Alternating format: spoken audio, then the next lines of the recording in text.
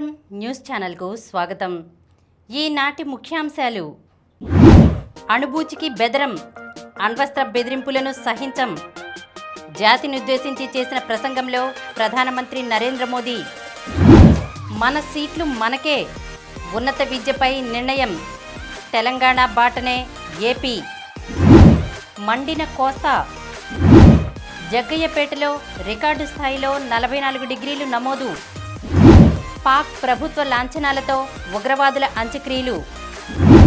నర్సుల సేవలు ప్రశంసనీయం. టెస్ట్లకు Virat good bye. అల్పాహారం తీసుకోకపోవడం వల్ల కలిగే అనర్థాలు. ఈరోజు వార్తలను చూద్దాం. అణుబూచికి బెదరం, అణ్వస్త్ర బెదిరింపులను సహించం. జాతినుద్దేశించి చేసిన ప్రసంగంలో ప్రధానమంత్రి నరేంద్ర మోదీ అణు బెదిరింపులకు భారత్ బెదిరేది లేదని, అణ్వస్త్ర బ్లాక్మెయిలింగ్ను ఏమాత్రం సహించేది లేదని పాకిస్తాన్కు ప్రధానమంత్రి నరేంద్ర మోదీ తేల్చి చెప్పారు. అణ్వస్త్ర బూచిని చూపించి ఉగ్రవాద స్థావరాలను నిర్వహిస్తే ఖచ్చితమైన నిర్ణయాత్మక దాడులు తప్పవని హెచ్చరించారు. ఉగ్రవాదులకు, ఉగ్రవాదాన్ని ప్రోత్సహించే వారికి మధ్య ఏమాత్రం తేడా లేదని, ఉగ్రవాద నాయకులను, వారికి ఆశ్రయం ఇచ్చే ప్రభుత్వాలను భారత్ వేర్వేరుగా చూడదని పునరుద్ఘాటించారు. భారత సైన్యం హతమార్చిన ఉగ్రవాదుల అంత్యక్రియలకు పాకిస్తాన్ సైనిక అధికారులు హాజరయ్యారని, దీనిని ప్రపంచమంతా చూసిందని, ప్రభుత్వ ప్రేరేపిత ఉగ్రవాదంలో పాకిస్తాన్ పూర్తిగా కూరుకుపోయిందనడానికి ఇది మరో నిదర్శనమని చెప్పారు.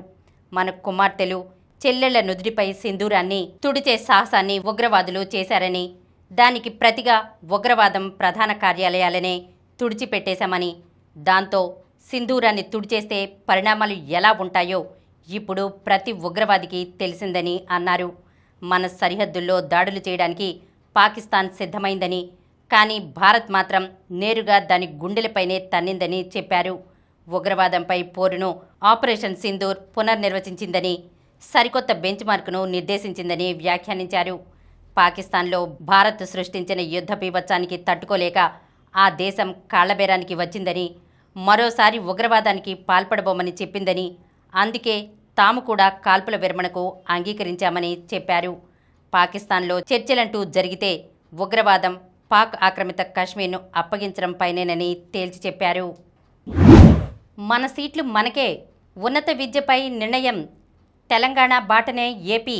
ఉన్నత విద్య అడ్మిషన్లపై ప్రభుత్వం కీలక నిర్ణయం తీసుకుంది. ఇప్పటి వరకు ఉన్నత విద్యా సంస్థల్లోని సీట్లలో Andhra university, Sri Venkateswara university, Osmania university 3 రీజియన్ల ప్రకారం సీట్ల కేటాయింపు జరుగుతోంది. రాష్ట్ర విభజన జరిగి 10 ఏళ్లు పూర్తయిన నేపథ్యంలో ఉస్మానియా యూనివర్సిటీ రీజియన్లో ఆంధ్రాకు చెందిన విద్యార్థులకు సీట్లు కేటాయించబోమని తెలంగాణ ప్రభుత్వం కొత్త నిబంధన అమల్లోకి తెచ్చింది.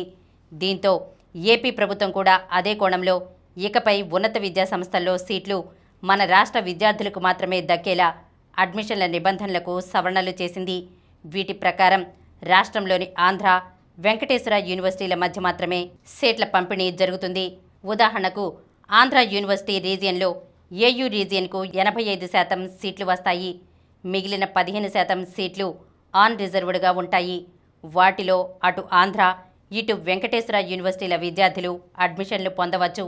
అంటే మొత్తం 100% సీట్ల పంపిణీ ఆంధ్ర, వెంకటేశ్వర రీజియన్ల మధ్య జరుగుతుంది. గతంలో 15% కోటాలో ఉస్మానియా వర్సిటీ రీజియన్ కూడా ఉండేది. ఇప్పుడు దానిని తొలగించారు. మండిన కోస్తా. భానుడు భగ్గుమంటున్నాడు. రాష్ట్రంలో పగటి ఉష్ణోగ్రతలు పెరుగుతున్నాయి. అగ్నికార్తె ప్రారంభం కావడంతో కోస్తా, రాయలసీమల్లో ఎండ తీవ్రత మరింత పెరిగింది.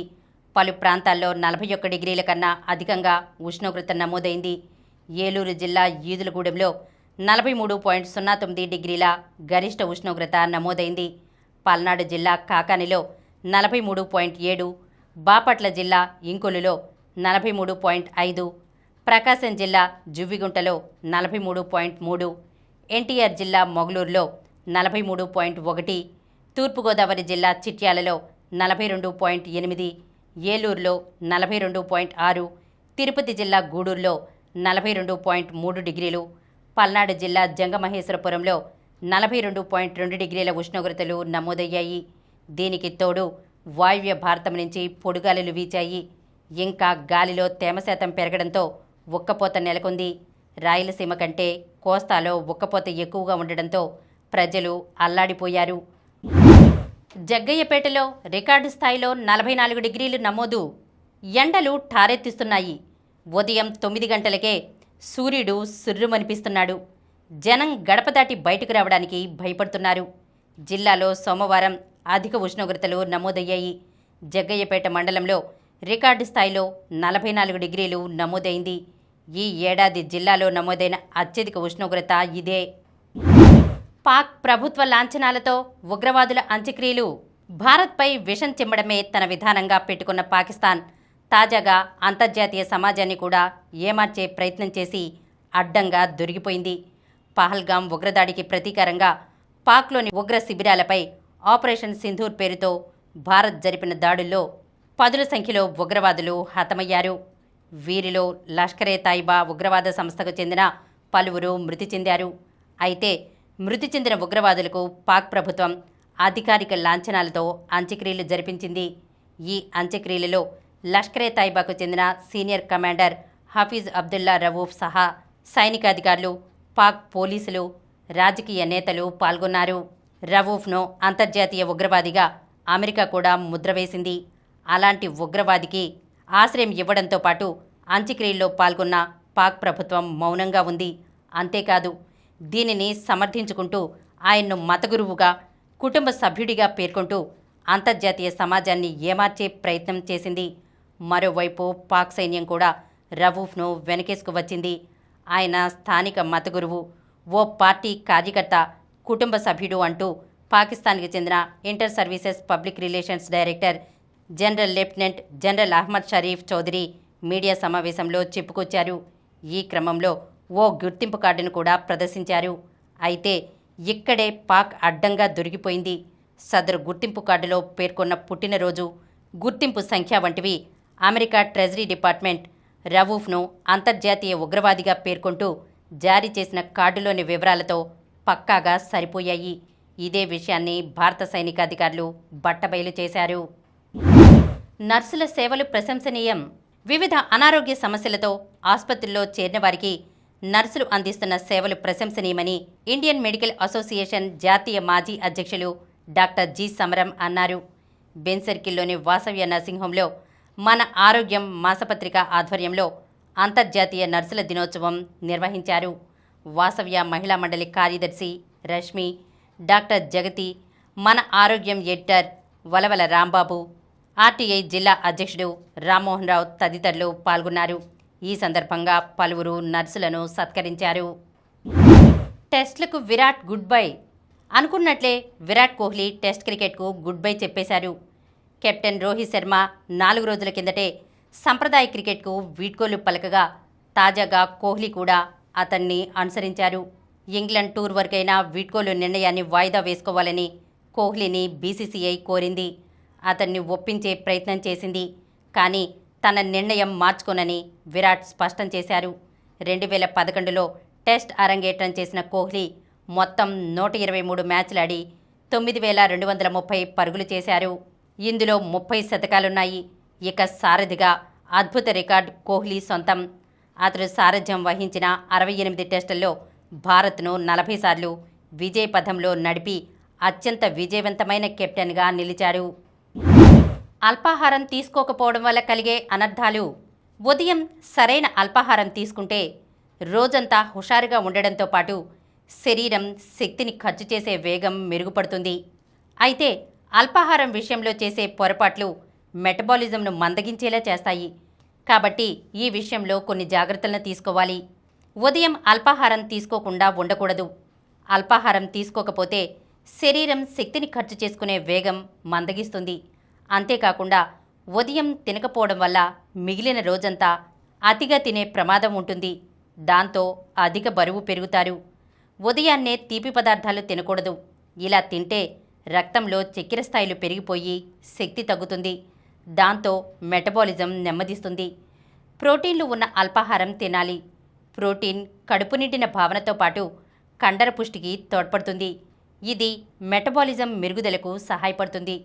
అల్పాహారం ఆలస్యంగా తీసుకోకూడదు. అల్పాహారం ఆలస్యమైతే మెటబాలిజం నిర్వహణలో కీలక పాత్ర పోషించే శరీర జీవగడియారం దెబ్బతింటుంది. పీచు అందించే అల్పాహారం తీసుకోవాలి.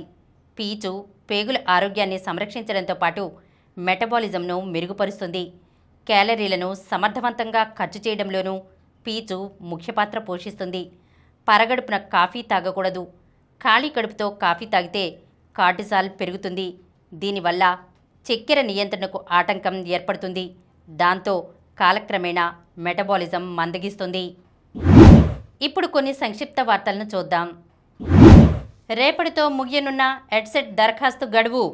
ఏపీ ఎడ్సెట్ దరఖాస్తు గడువు ఈ నెల 14తో ముగియనుందని కన్వీనర్ ఆచార్య ఏవిఎస్ స్వామి చెప్పారు. ఆన్లైన్లో 10వ తరగతి అడ్వాన్స్డ్ సప్లిమెంటరీ హాల్ టికెట్లు. 10వ తరగతి అడ్వాన్స్డ్ సప్లిమెంటరీ పరీక్షల హాల్ టికెట్లు సోమవారం నుంచి ఆన్లైన్లో అందుబాటులో ఉంటాయని ప్రభుత్వ పరీక్షల విభాగం డైరెక్టర్ శ్రీనివాసులు రెడ్డి తెలిపారు. మెగా డిఎస్సికి 3 లక్షల పైగా దరఖాస్తులు. మెగా డిఎస్సికి ఇప్పటి వరకు 3,03,527 దరఖాస్తులు వచ్చినట్లు పాఠశాల విద్యాశాఖ తెలిపింది. దరఖాస్తు గడువు ఈ నెల 15తో ముగియనుందని అభ్యర్థులు చివరి వరకు వేచి చూడకుండా దరఖాస్తు చేసుకోవాలని సోమవారం ఓ ప్రకటనలో సూచించింది. 6 వేదికల్లో ఐపీఎల్ ఈ నెల 17న పునఃప్రారంభం. June 3న final. ఐపీఎల్ను ఈ నెల 17న పునఃప్రారంభించాలని బీసీసీఐ నిర్ణయించింది. మిగిలిన మ్యాచ్లను 6 వేదికల్లో నిర్వహించనుంది. జూన్ 3న ఫైనల్ జరుగుతుంది. భారత్పై పాకిస్తాన్ దాడుల నేపథ్యంలో బీసీసీఐ లీగ్ను వారం పాటు వాయిదా వేసిన విషయం తెలిసిందే. అయితే భారత్ పాకిస్తాన్ మధ్య కాల్పుల విరమణ ఒప్పందం కుదరడంతో ఐపీఎల్ను తిరిగి ప్రారంభించాలని సోమవారం జరిగిన సమావేశంలో బోర్డు నిర్ణయించింది. ఈ నెల 17న బెంగళూరులో కోల్కతా రాయల్ ఛాలెంజర్స్ బెంగళూరు పోరు ద్వారా లీగ్ పునఃప్రారంభమవుతుంది. మరిన్ని వార్తా విశేషాలతో రేపటి సమరం న్యూస్ ఛానల్లో మళ్ళీ కలుద్దాం.